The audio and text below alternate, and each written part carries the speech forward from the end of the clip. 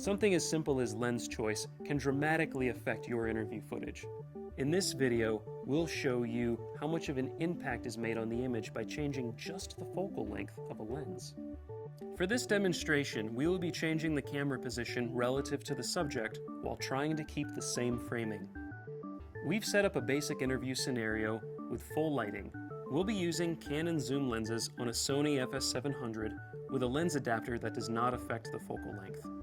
Bear in mind that the sensor on the FS700 is smaller than full frame, so the images captured from the focal length shown are not representative of a full frame equivalent. We'll start at 16mm.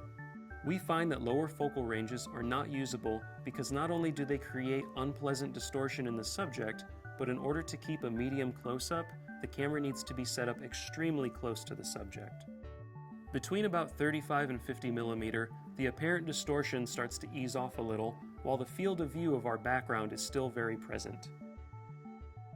At around 85mm, we start to isolate our subject, showing a crisp separation from the background. The higher we go in focal length, the more compressed our background becomes. Notice that we have to move very far away from the subject in order to keep our composition. This might be good to help relax your subject, but depending on your location, you might not have that kind of room to work with.